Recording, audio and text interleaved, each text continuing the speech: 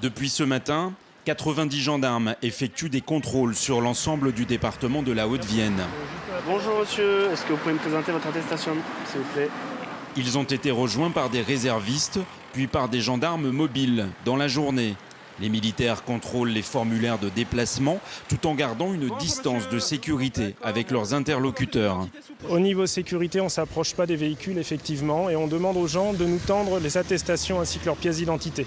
On évite de les prendre en main pour éviter justement de faire circuler le virus. Là justement vous êtes trop près de moi. Normalement vous devriez être à 1 mètre, 1,50 m. Voilà, et vous c'est pareil. Les gendarmes surveillent aussi les commerces abandonnés, ainsi que les pharmacies. Et pour vous, pas de masque, pas de gants? En audition dans la brigade, si, mais là, dehors, non, pas de... A priori, les gants ne sont pas recommandés parce que ce sont des supports de transport. Il faut garder le lavage de les mains tout le temps. C'est ça.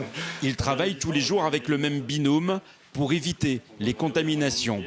Du côté de la brigade, on évite tout contact inutile avec des personnes venant de l'extérieur. On est ouvert en réponse téléphonique, oui. Alors, il faut qu'ils fassent une pré-plainte en ligne sur Internet. Quant aux personnes douteuses qui sont par exemple placées en garde à vue, tout le monde se protège. À partir du moment où quelqu'un tousse, eh bien, on va lui faire porter un masque, ce qui permet de protéger le gendarme. Et le gendarme peut à ce moment-là lui aussi porter un masque. Ces dernières années, les gendarmes ont été sollicités à de nombreuses reprises sur des crises graves. Les attentats de 2015, la crise des gilets jaunes et aujourd'hui le coronavirus.